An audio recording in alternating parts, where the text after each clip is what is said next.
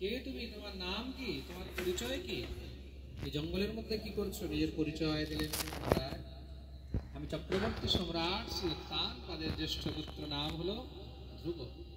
ওহো, রাজকুমার ধ্রুব, তুমি এই ঘোর জঙ্গলের মধ্যে, বনের মধ্যে এখানে কি করছো? প্রভু, আমি এখানে তপস্যা করতে এসেছি, সাধনা করতে এসেছি। ও আচ্ছা, তপস্যা কি বাচ্চার খেলা মনে করে রেখেছ? যাও যাও, এখনো সময় হয়নি, একটু বয়স হোক, তারপরে গিয়ে তুমি তপস্যা করবে। এই জঙ্গলের মধ্যে বড় বড় হিংস্র পশু থাকে, তোমাকে মেরে ফেলবে, খেয়ে ফেলবে। তপস্যার জন্য সেই সামর্থ্য তো চাই, শরীরে সেই শক্তিও চাই। যাও যাও। শ্রী ধ্রুবজি মহারাজ বললেন, প্রভু, আমি ঘরে যাওয়ার জন্য তো আসিনি, আমি তপস্যা করতে এসেছি, তপস্যা করেই যাব। দেখো, যখন সময় হবে তখন তুমি এসে তপস্যা করো, চলো আমি তোমাকে ঘরে দিয়ে আসি।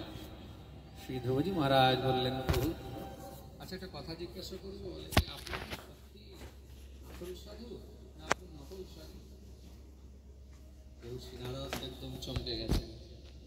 কেন বাবা? শুনেছি সাধু ঋষি মুনি তারা সাধারণ জীবকে ভগবত ভক্তির দিকে এগিয়ে দেয়, তারা সাধনার রাস্তা বলে দেয়। আপনি তো আমাকে আবার সেই বিষয়ের দিকে, সংসারের দিকে ফিরিয়ে দিচ্ছেন।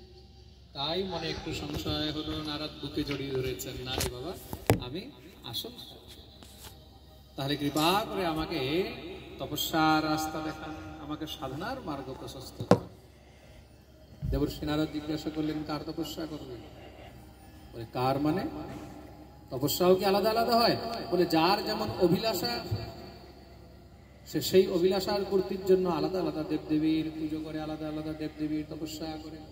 হ্যাঁ, কেউ লক্ষ্মীর তপস্যা করে, কেউ পার্বতীর করে, কেউ মহাদেবের করে, কেউ ব্রহ্মার করে, কেউ ইন্দ্রের করে, কেউ চন্দ্রের করে, কেউ আলাদা আলাদা। মহারাজ, যার যেখানে রুচি, যার যেখানে রুচি সে সেখানে তপস্যা করে। শ্রী ধ্রুবজি মহারাজ বললেন, প্রভু, এই সংসারে এমন কেউ নেই যে সব থেকে উপরে, সবার থেকে বড়, যার উপরে আর কেউ নেই, যার তপস্যা করলে আর অন্য কোথাও যাওয়ার প্রয়োজন হয় না, যার চরণ ধরলে সবকিছু পাওয়া যায়। শ্রী ধ্রুবজি মহারাজ জিজ্ঞাসা করেছেন, দেবর্ষি নারদ বললেন, এমন একজন আছে, এমন একজনই আছে। কে? ধর্মার্থ কাম মোক্ষার্থ य इच्छेत् श्रेयात्मनः एकमेव हरेस्तत्र कारणं पादसे। তিনি অন্য কেউ নয়, তিনি হলেন একমাত্র ভগবান শ্রী হরি। বলে কি না, অমুকের কাছে আরে বাবা প্রচুর পয়সা, অনেক বড় বড় বলবৃদ্ধা, কারোর কাছে বল আছে, বলে আরে বাবা অনেক। আয়ু বৃদ্ধস্তথৈব চ, কার বয়স বেশি, আরে 103 বছর বয়স, আর অনেক বয়স। বলে কিনা নাকি? প্রেম সে বলো, আরে বলো না, আরো জোরে, আরো জোরে, আরো জোরে, সবাই যেন হাত উপরে করে জয় জয় শ্রীরাম।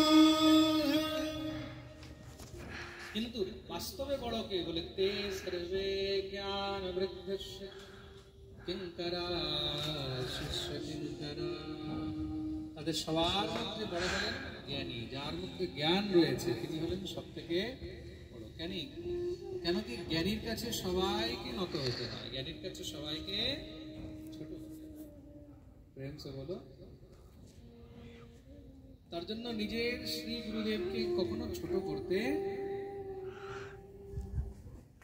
চাহে গুরুদেব কিছু নাও জানো, তবুও তিনি গুরু, তবুও তিনি পূজনীয়। গুরুদেব বয়সেও ছোট যদি হয়, তবুও তিনি আমার থেকে বড়, তিনি আমার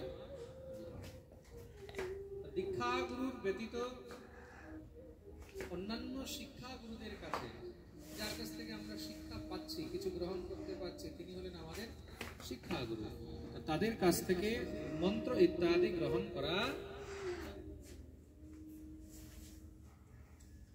এই প্রকার। বন্ধ করে দাও।